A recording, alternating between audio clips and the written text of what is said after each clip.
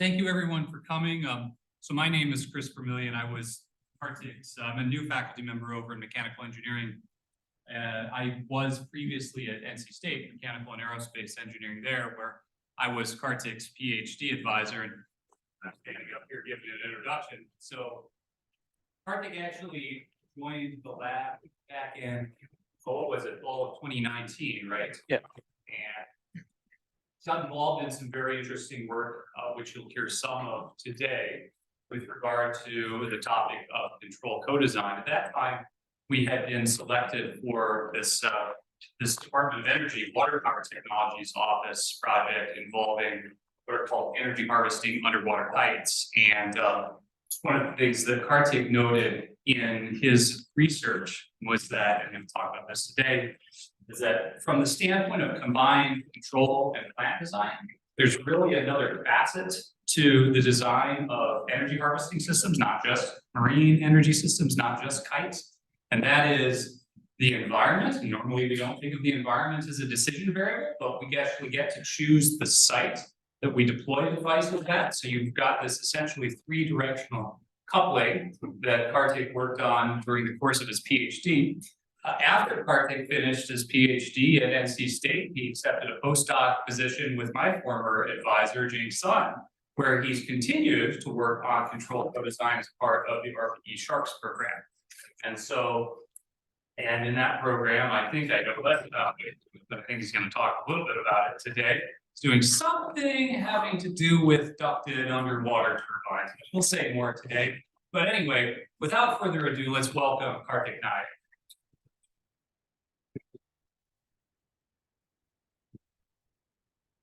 Thank you.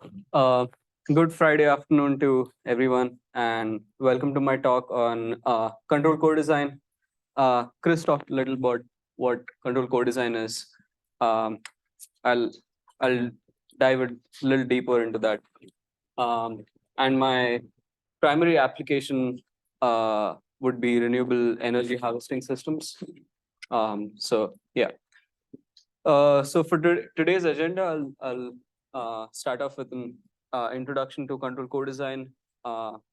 Most of you might have already heard of it, but I'll quickly go over that, and then I'll talk about coupling, which is an important part of co-design. Some of the solution strategies, and then I'll segue into the applications chosen for this talk and which pertain to my research. The first one being energy harvesting kites, which I worked on during my PhD at NC State. And then hydrokinetic turbines, which I work on right now with the University of Michigan. So control co-design, before talking about control co-design, I just want to talk about what co-design means. It simply means dealing with simultaneous considerations of two or more disciplines and what I call subsystems. And most systems we see around us are inherently multidisciplinary. So it's applicable for a lot more systems than we think, and it's generating incremental interest, especially in the energy field. There are a lot more grants now with respect to applying control co-design for energy systems by RPE, and a part of which is the project I'm on right now on hydrokinetic turbines. So control co-design is a specific case where the two disciplines or the two subsystems that I talked about, one of them is the physical design of the system or the plant, and the second is the controller design. And as we'll talk about, there's also a third system usually seen in renewable energy systems, which is the environment, and usually the three of them are coupled, and we'll see why. But before that, there are two design philosophies which are quite different from each other. First is sequential, which is something we've done conventionally, where we usually optimize the design first, and then for the optimized design, we build a controller. And this has its merits in that it's worked on by experts in each of those fields and usually has higher fidelity models, but it's a decoupled way of looking at things. And control co-design is a coupled way of looking at things where we simultaneously consider it. But just because of computational considerations, we have to use lower fidelity models while doing it. But we can learn a lot more about the coupling between the disciplines while doing this. And the two figures I have here are the two most common solution frameworks for co-design that I'll talk about in a minute. Now, before question, yes. Can you explain what is meaning of the design of plant? Because in my area, the plant is usually given, like a robotics or something. So how to design a plant? So even in some cases, if it's given, if you can make small changes that can get you a lot more overall performance, usually what you're talking about is like the first process where somebody designs a plant and you just have that plant to deal with. And sometimes you find that if the plant was slightly different, you could get a lot more performance, and that's because they're coupled. So if you have the authority to change both, and if you have a way of collaborating and redesigning some of it, then you can look at that. But specifically, in terms of robotics applications, I'm sure there are places where systems are like the design and control is coupled, and you can exploit this. But for your case, I mean, I'll have to think a little more about it. So we've talked about coupling in the previous slide, but formally, it means that the optimum of one subsystem changing when you change the design of the other subsystem. What that means is, for example, if you change certain design parameter of the physical design, it leads to a different optimal control. And if you change the control strategy or some aspects of the control, it's leading to a different design. And this two-way coupling is bi-directional coupling. In cases where it's one directional, which is just one of them and not the other, we can get away with using a sequential design as while making sure the order is right. So the order has to be in the direction of the coupling. So if the control depends on the design, you do the design first and then the control. But if it's bi-directionally coupled, past research has shown that sequential design can lead to system level suboptimality and or constraint violation. But there is a huge computational challenge associated with control co-design, and that deals with the nature of the decision variables. Now, usually a design parameter is just a scalar variable, whereas a control parameter is time dependent and usually a trajectory. Now, if you take a simple example where you have two design variables and a single control variable, one way of optimizing this would be you iterate in the outer loop with the two design variables, and for each design, you optimize the control. And this may be it may be required you optimize the control at every time step, as we'll see in some of the examples today. And there's that whole increased dimensionality of time because the size of the control trajectory depends on both the simulation time and the resolution that you consider. So this is what we call the curse of dimensionality, which poses a major computational challenge. And this is one of the main challenges I faced as well. And we'll look at some of the things I did to get around that. So there are two main solution strategies, one being the nested, where there's an outer loop, and there's an inner loop. These evaluate the design and control optimization at these different loops. Usually, we optimize the design in the outer loop, for each of which we optimize the control in the inner loop. And if the control optimization converges, we store the objective and the constraint. And it goes on till the outer loop optimization converges, and then we have a pair of optimized control and design. There's a small, no, sorry. And then there's the other strategy, which is the solution, the simultaneous strategy, which, as the name suggests, you optimize all together. And this may be a problem in some cases where, because at each point in time, the control variable is a decision variable, so it does not scale well with the size of time. But there can be methods like co-location method, which assumes the trajectory is it takes some form like a polynomial, and it solves for that as with a constraint. And a tool that we've used to do this is called Dymos, which can efficiently solve simultaneous co-design. I would note that one of the key parts of control co-design is the formulation itself, and not necessarily the control strategy. And this is why we don't have a general tool that is the best for every formulation that we come up with. And that's just because the way you formulate it is an important part of control co-design. Now, the main focus of my work was marine energy, and there is a tremendous untapped potential in the US. This figure is taken from NREL report, which says that there's about 370 terawatt hour of annual energy that is possible to use. It corresponds to about 330 million homes being powered.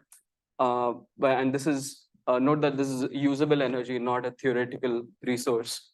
So they've accounted for what part of the theoretical resource is actually implementable to use. And I focus mainly on flow currents, so it can be river currents, tidal currents, or ocean currents. And the two applications that I've worked on also aim to harvest that energy. In these applications, we see that the plant controller and the environment is coupled. And what I do with these studies is investigate the presence of this coupling, and also build CCD-based frameworks to optimize the system while accounting for this coupling. And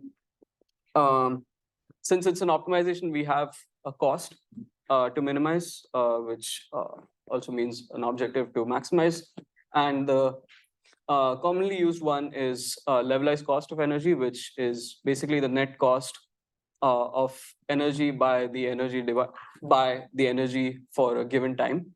And it's actually difficult to estimate that without good cost models. So I've used surrogate metrics for this. One being the total mass of the system by the time average power, or just assuming that the changes you make in the design is not significantly going to affect the system, in which might be the case in turbines, where we're just looking into maximizing energy. Eventually, as projects progress and you go into higher fidelity modeling and you have good cost models, you can actually try to estimate levelized cost of energy. So I'm now going to start with my first system, first application, which is going to be the majority of this talk. And as I said before, this is what I did during my PhD. I'll first introduce it, then I'll talk about the different subsystems and how they're modeled. And I also will talk about some of the experimental validation campaigns that I was a part of. It's was a huge part of my research as well. And then I'll establish the coupling between the three subsystems, then show a framework that optimizes the three using nested formulation, some problems associated with that, and then two solutions. Okay, so what are kite systems? Or before that, what are tethered energy systems? These systems consist of a lifting body attached at the end of a tether, as you can see in this figure here, and they generate power either via an onboard turbine. The figure on the top shows that, or via spooling, which I'll talk about in the next slide. The goal of the system is to harvest a flow current, which can either be wind or some kind of water current. I'll be concentrating on the first, which is the marine current. Now, these systems have two main advantages. One is that the size is much smaller per unit power, and you can see that in that figure on the left, which compares a conventional wind turbine and a kite, which harvests the same power, and the kite is parked below, but it's as you can see, it's significantly smaller. That means it's probably significantly cheaper to build. And the second advantage is that they're able to adjust depth because they're tethered and not rigid like a tower. And this can actually lead to operating in a better region of the flow environment to harvest the energy in a better way. So yeah, those are two main advantages. So kites are a subset of tethered energy systems that are able to fly faster than the flow. And they do this by flying perpendicular to the flow, or what we call cross-current flight. This here is carried out by tracing a figure-8 path. You can see that in the animation there. And this leads to achieving speeds which are much greater than the flow speed. So the speeds are going, as you can see, from like 5 to about 8, and the flow speed is just 1.5. So it's augmenting the flow speed.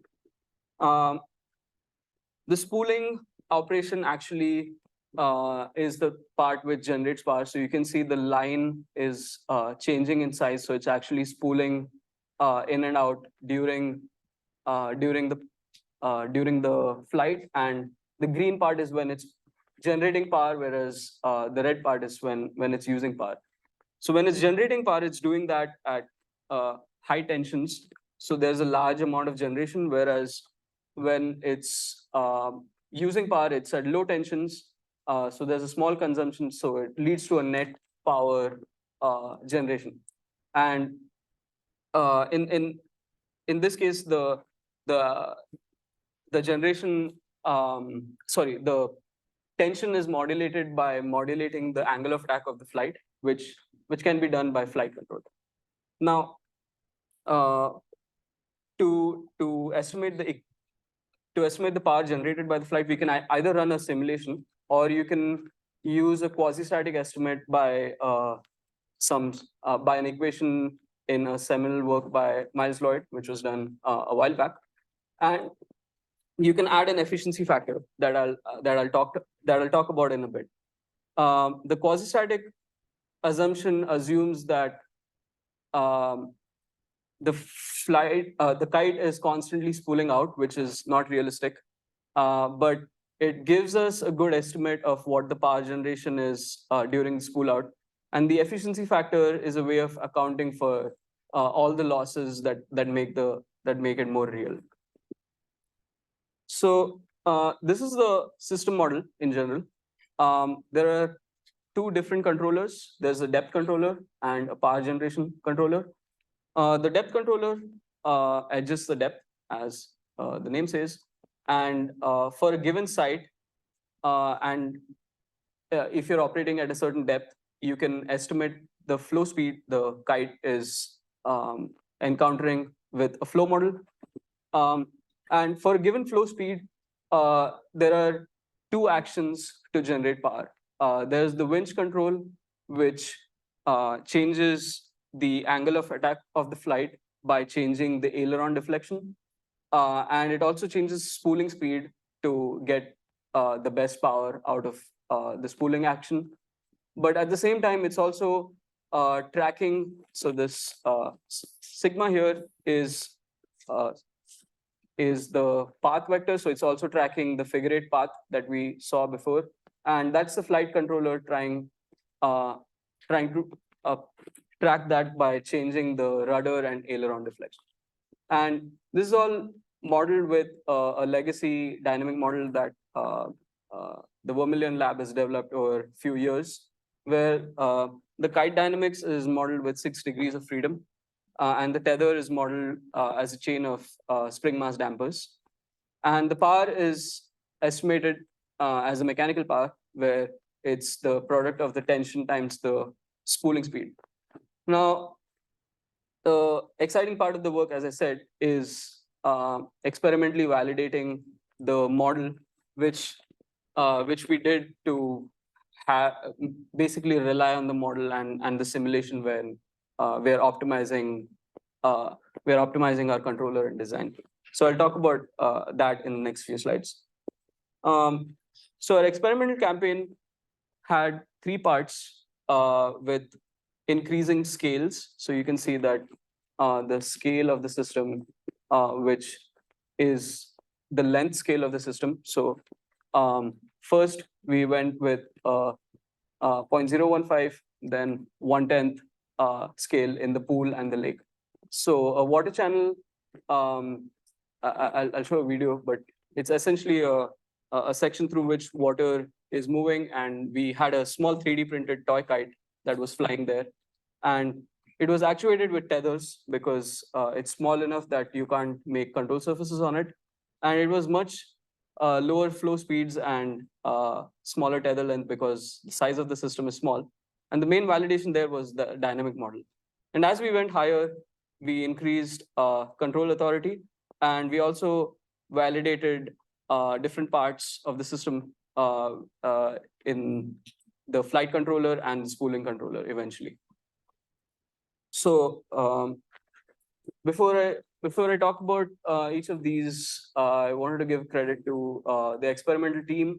The water channel had a 3-member team, whereas the pool and lake testing team was much larger than that, where I was involved with the electronics and control software mainly.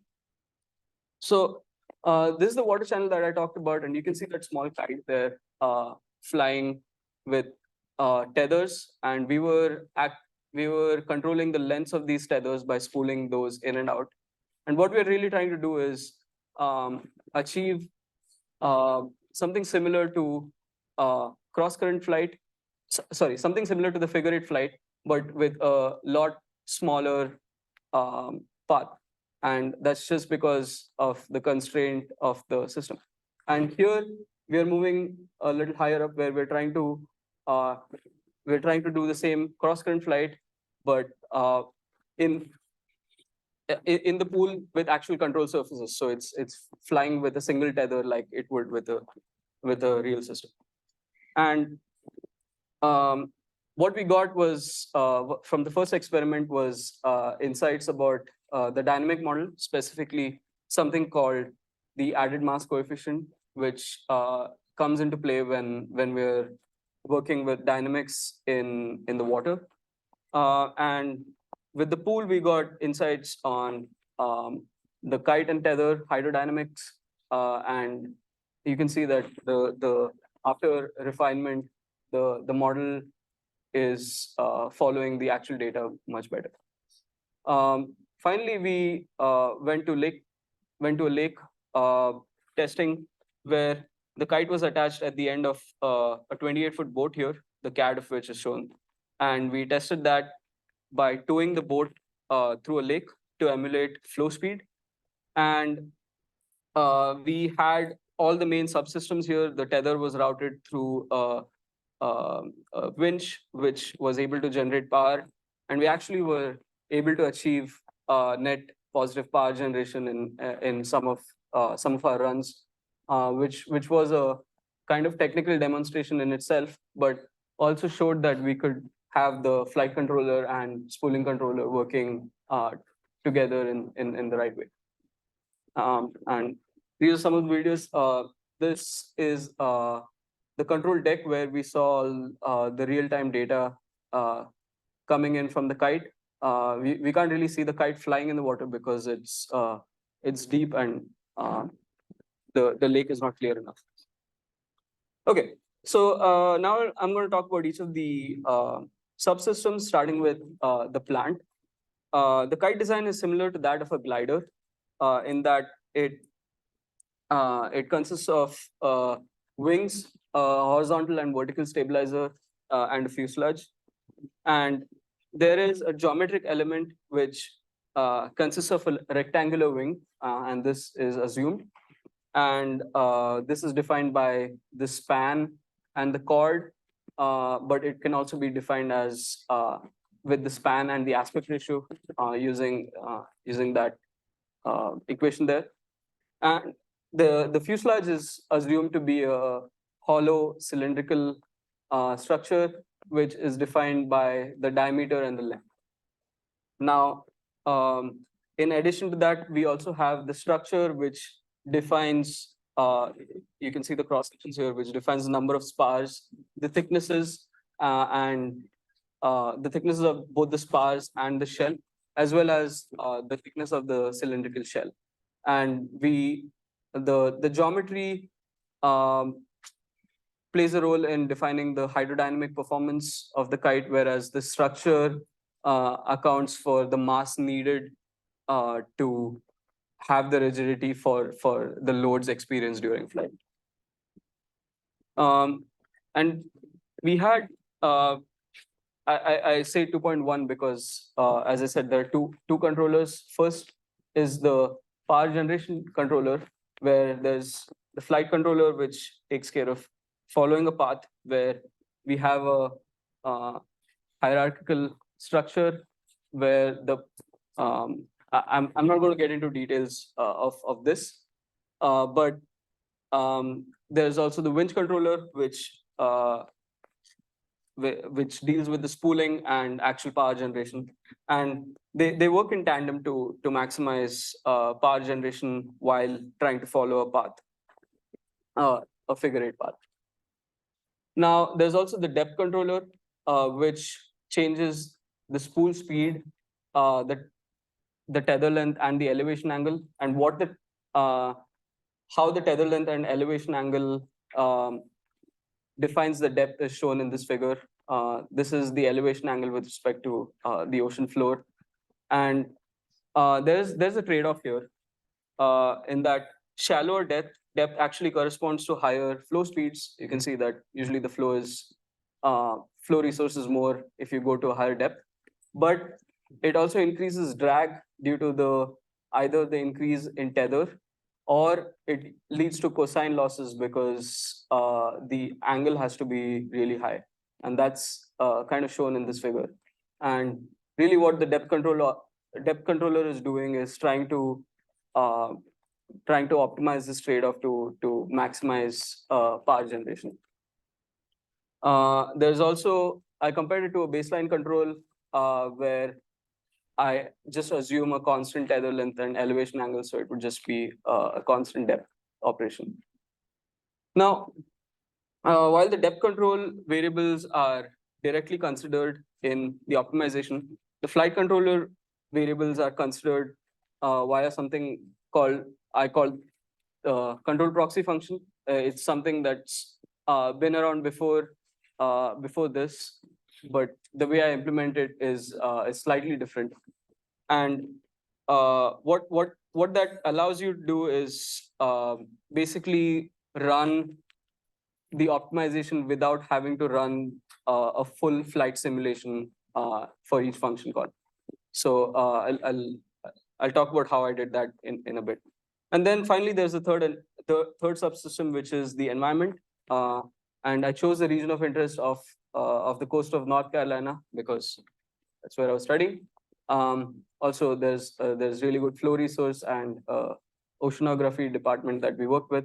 And I got the data from the Maps app ocean model, and I looked at sites with between the depths of 70 and 2,800 meters.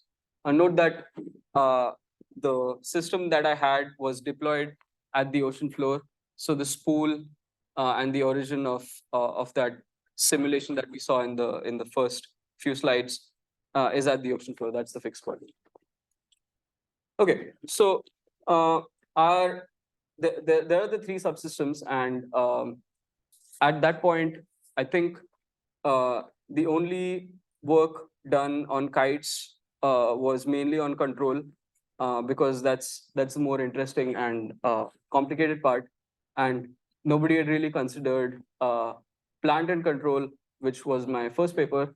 But then I also finally decided to incorporate the environmental subsystem, so it was definitely the first to consider all three.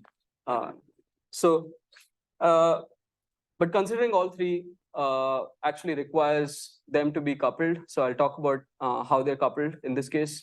So in this case, the environment depends, the design depends on the environment. And you can see that the two kite designs, which have different depths, have significantly different performances and also different sizes.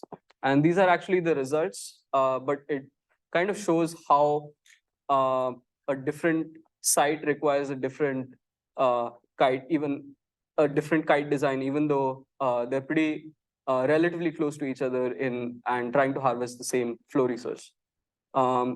Similarly, the plant and controller are coupled as well.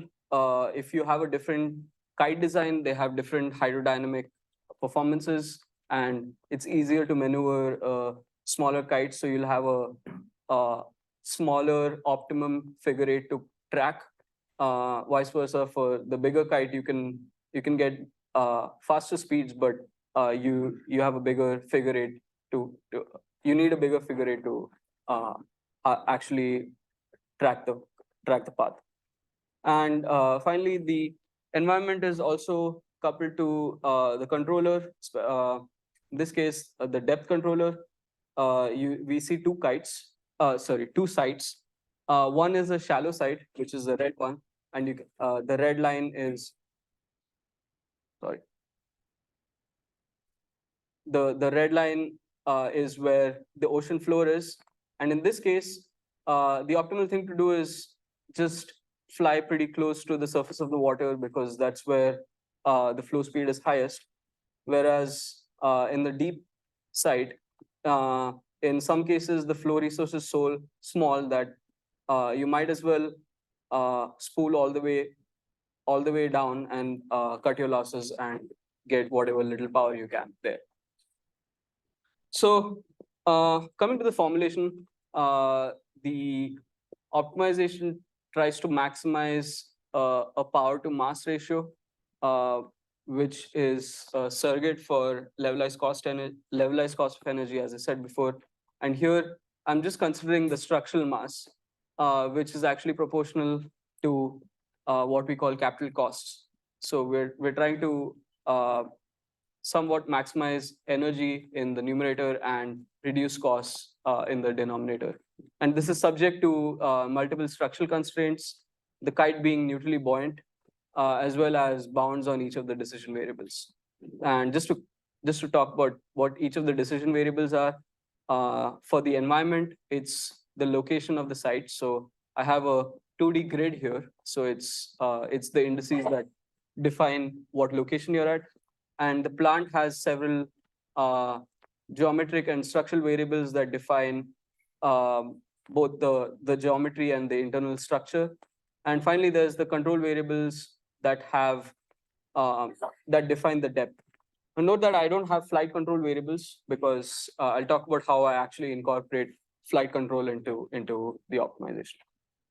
So to actually solve the problem, I came up with optimization modules which optimize different parts of the plant. There's a steady flight tool that optimizes kite geometry. There's a structural tool that optimizes wing structure, and there's a structural tool for the fuselage, which optimizes the fuselage structure. And they're all coupled, and they can also be used independently, where you have to optimize a surrogate, like the volume of the kite or something like that, in terms of the geometry. But in terms of the structure, you can optimize either you can just optimize the structural mass and structural mass of the wing and fuselage. And here I have the power, which is which is modeled as the quasi-static power, which depends on the plant variable and also the flow. But then there's the flight efficiency, which is what leads to the first problem, which is incorporating a full flight simulation within the optimization. Now, the flight simulation has, as I said, multiple degrees of freedom, so it takes a while to run. Moreover, if you change the design of the plant, there's a relatively long setup, which is change the inertia matrix, recharacterize the hydrodynamic coefficients. We were using Xfoil and Xfleur for doing that, so we have to rerun that every time. And then for each kite, you also need to tune the path, which can either be manually done, or we also use iterative learning control to optimize this. But all in all, it takes really long just to optimize the flight controller for each design. And basically, the solution I used was coming up with a surrogate model, which uses this correction term, which is in a way the efficiency that accounts for all the losses as compared to a quasi-static power estimate. And the time constants of the flow change is in hours, whereas the figure 8 lab just takes minutes. So it's not terrible doing this in terms of the optimization's accuracy. Now, why do we actually need an efficiency term? Well, as I said, the quasi-static power is based on a steady flight estimate, and it does not account for spooling dynamics. So what I did was I made a surrogate model which has different kite designs so think of this with multiple points here, defining different kites, and I ran simulations for it. And what I did was I checked what the efficiency for each part was, and then I used that to create a function. And this function is a function of plant variables, so we can essentially compute the power, which is the actual power with the correction, really quickly. And the benefit of this is using it has a performance improvement in itself compared to just optimizing, assuming ideal efficiency. Additionally, there's also the computational benefit of just being feasible. So without it, it would take about 14 hours, whereas with it, takes about 1 hour. The optimization runs quickly, but I also took into account the time it took to actually generate the function by running all those simulations for those points. So even with that, it takes significantly less time. Now, the actual system optimization is done with three tri-level nesting. What that means is there are 3 optimization loops. First, I mean, where I optimize the site in the outer loop, within which I optimize the plant, within which I optimize the control. And the way this works is, first, a site is chosen here, which gives, using the flow model, the flow speed as a function of time and depth. And then for a given depth and for a given plant, using the flight dynamics, the geometry is optimized. Now note that just using the efficiency map and optimizing the geometry doesn't work. So you need to actually embed the depth controller within the plant optimization to actually compute the generated power. And that's what is done here. And the kite geometry and the loads are sent to the structural tools, which optimize the mass. And both of these are used to calculate the objective function.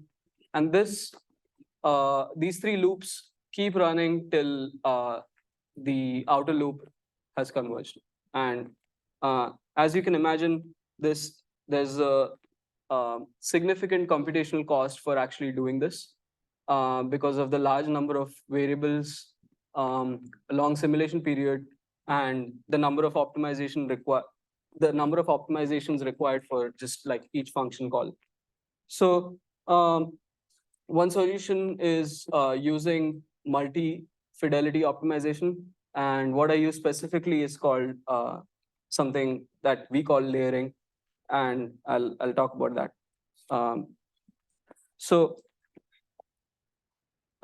For a multi-fidelity optimization, you first need to define multiple models with different fidelity. So I defined 3 models, and the fidelity is based on how often I change the control. So that's not changing the control at all, changing the control every 3 days, and changing the control every hour, which is the highest fidelity. It's also what kind of depth controller I'm using. Here, I just assume that it's working at a constant depth, which is like the baseline. In the medium fidelity, I assume that it's a static optimization. I'm not really considering any spooling dynamics. And the final one, I actually consider spooling dynamics and thus also change the spool speed accordingly. And what I do is compute error bars with respect to each model fidelity. And for the lower and medium fidelity, it's just the difference between the outputs of the low and high fidelity and medium and high fidelity respectively. But I don't assume that the high fidelity model is perfect. That has a error bar as well.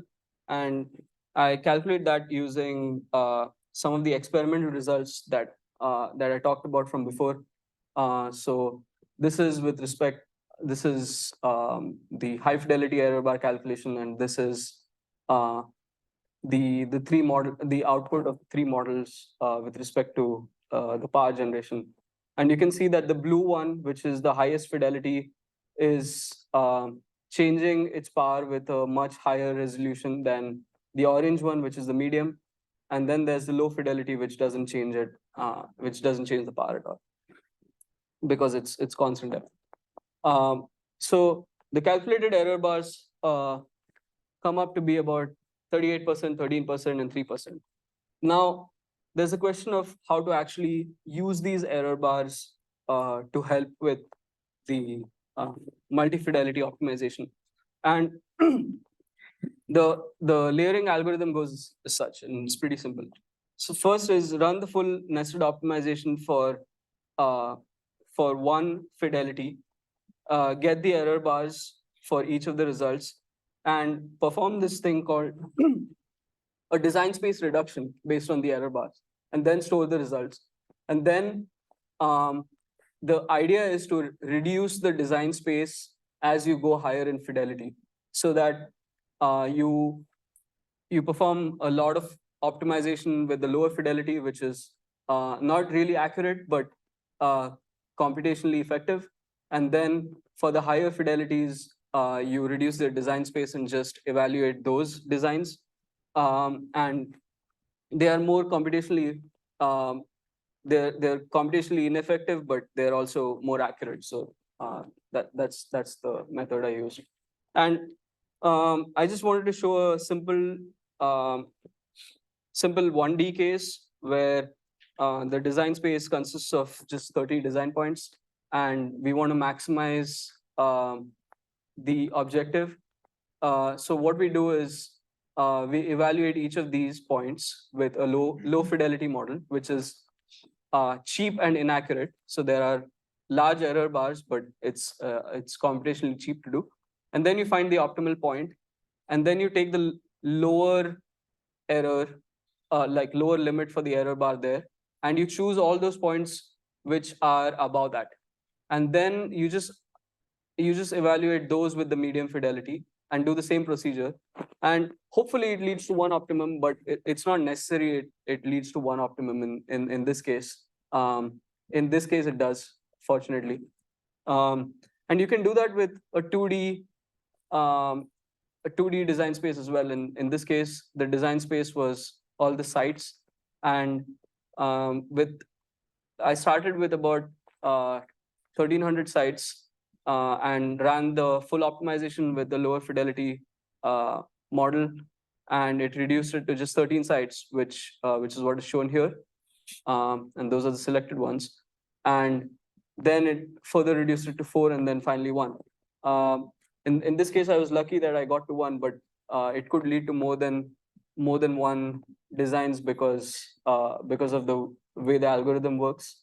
In that case, you can have other ways of choosing what the better design is. And there's a significant computational benefit of this. If you just compare it to doing just using the medium or high fidelity model for the whole optimization, where you explore the whole design space, it would just take a lot of time. So just the medium fidelity would estimate, in my case, would take an estimated of over a month. Whereas here I can just do it in a combination of all these, which is little over a day. So yeah, I did have some results on the second system that I wanted to talk about, but it's pretty late, so I'm going to wrap up by going to the summary. So one thing is that coupling is observed in several renewable energy systems, and it's the main motivating factor for a CCD-based formulation. So a decoupled system, or a system, like you said, if you're just given a design, it doesn't make that much sense to do it. But if there's a coupling, the formulation is the key here, and there are two ways of doing it: the nesting and the simultaneous approach to actually solve it. And then there are ways of making assumptions and having shortcuts, like some of the ones we saw with control proxy functions, or with a multi-fidelity optimization. And a recurring problem that I've seen is doing CCD for long duration simulations or higher fidelity simulations. And I guess this needs to be worked on. We are working on it in my lab as well. And finally, there is just to have a reliable mathematical model. The easiest way is to do an experimental validation. It need not be at full scale, which similar to what we did. And then finally, some of the ongoing work in our lab, we're looking to deploy real-time control and test a scale turbine in the MHL soon, next year, maybe. And we're also looking into how to actually do long duration CCD with turbines, where we are actually minimizing levelized cost of energy, which is more complicated if you have a good cost model. And finally, we're also looking into a robust CCD formulation, which accounts for uncertainties in the design, which is the stochasticity as well as uncertainties in the environment. So that's what I had for today. Any questions?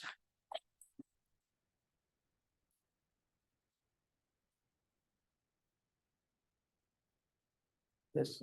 You skipped over the part about underwater hydrokinetic turbines. And my question, I guess, is land, there's a trade-off, I guess, doing like typical utility scale turbine in a tight base system. And underwater, can you talk about the trade-offs between those two choices on land versus underwater? Um, so the main merit of going underwater is it's more reliable and predictable. The flow is also changing a little slower. But there's also the problem of putting stuff underwater and the environmental impact it has. So in including the environmental assessment is like a major difference, I would think, because we don't really think too much about birds flying into turbines in the air, whereas we need to really consider fishes getting into hydrokinetic turbines, for example. But technically, I think with some of the work that I've done, it's quite similar, especially with the formulations that I've done. Apart from the models, I see no difference in either of them. There's obviously the difference of the cost models that you use, which is one important. Yes. So you're generating power by spooling, right? Right. Okay, so there's a generator that's actually spooling that cable in and out. Yeah. And so if you were to factor into your analysis losses in the generator, they would, approximately speaking, grow with the square of torque, because they would be like ohmic losses in the coil of the generator. It's proportional to current, which is proportional to torque. Right. So torque is proportional to tension, so you would have to think of a sort of square, sort of LQR type penalty on tension in your cable, if you account for ohmic losses in the generator. So I'm curious, if you were to factor that into your analysis, how do you think that would change?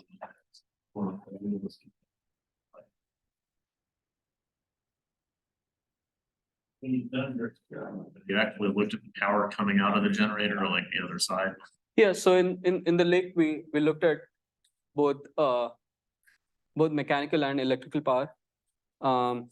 Actually, there was a very clear correlation of mechanical versus electrical power, in the sense that the efficiency was not that different.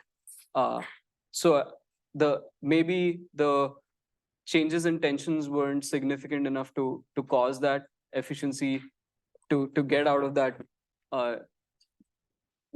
to get out of that efficient region and go to the super ineffective region that you're talking about. Okay. In terms of like formally incorporating it into control co-design models, we've I didn't do it with kites, but we are actually looking at that with turbines, and there we see that the efficient region is actually large enough to for at least like a significant portion of your operation to be within that point.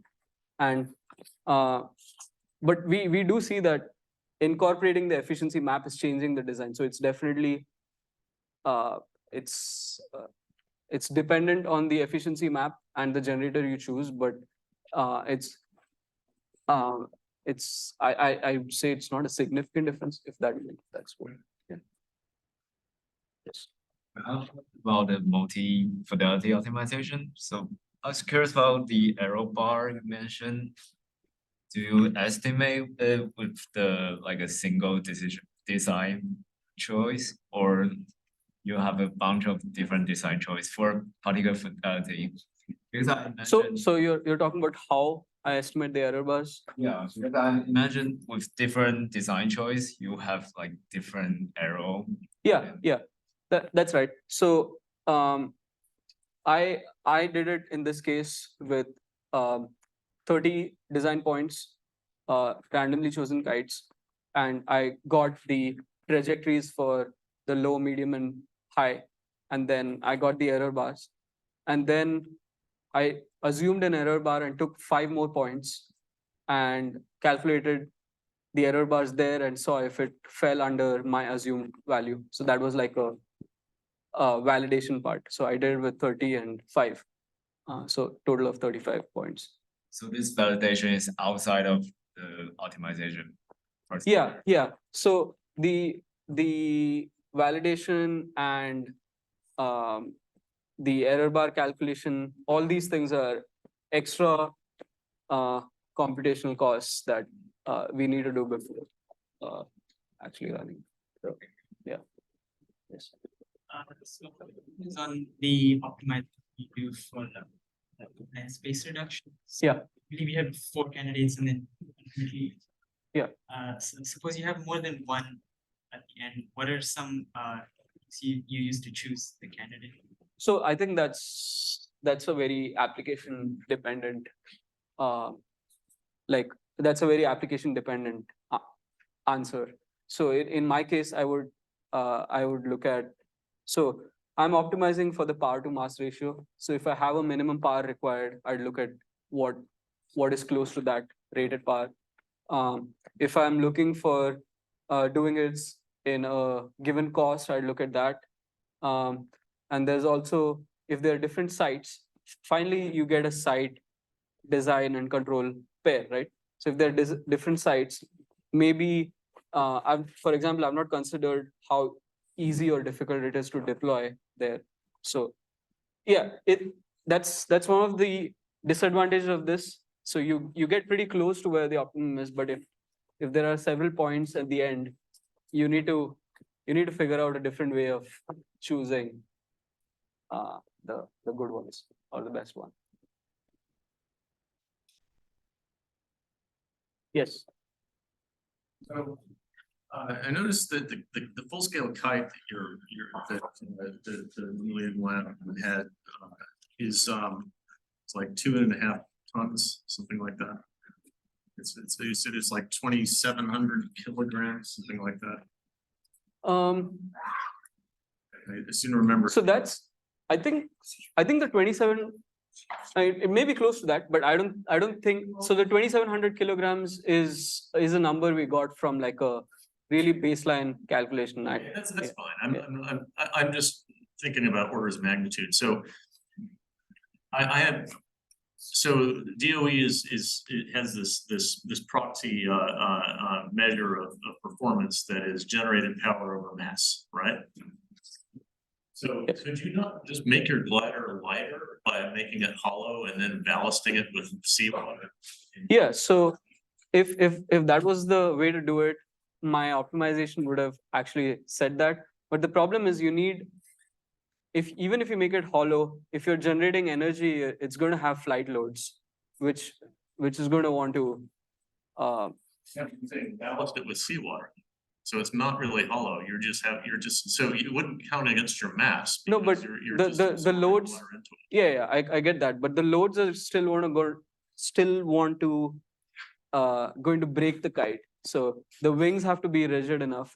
In this case, we have like, I had structural constraints, which was what driving the mass, which is what was driving. Kartik, in your power to mass ratio, the only mass that counts, to be clear, is structural mass as opposed to ballast mass, right? Yes, that's also. That's what I'm getting So at. that's what, yeah, so that's all that actually counts and is accounted for in the optimization. Unless you're doing something that I didn't know about. No. Because any ballast mass is assumed to be essentially free. with Yeah. the optimization. Yeah, now you can't get down to 0 structural mass because then you have no structure and you can't satisfy your structural load constraints. But only the structural mass counts. Yes. Okay. But thank you. All right, I guess let's take it back. I forgot to close it. Close that out.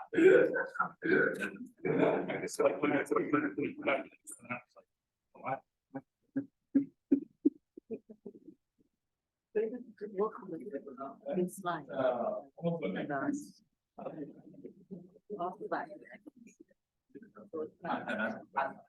Yeah. Thank you. They're not like, you mean the formatting or just that they're not good at it? Yep, same way. Same way you go. Or others have something like that. Okay. Yeah, I was just like, I was just wondering if, we should, put. Okay. So for the OpEx part, I put some result, but I can put it in a different slide so that I can talk about it properly. For the control part, I mean, we,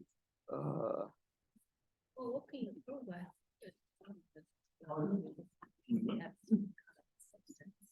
okay, what we can do is maybe just show the simulation results and say that it's aligning, but problem is it's owner's model, so I'll have to talk to him about permission and stuff like that.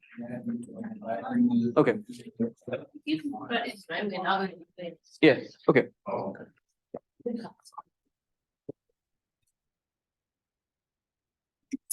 This took too long, so had to skip the good stuff. But that's what I'm going to tell you. Are you walking back? Yeah, I'm just going to grab a cookie though. Yes. Yeah.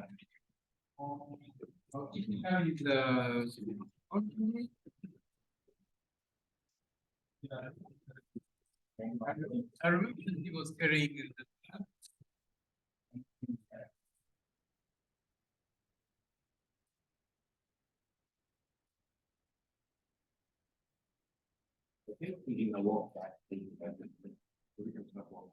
Okay. What is the piece? Okay.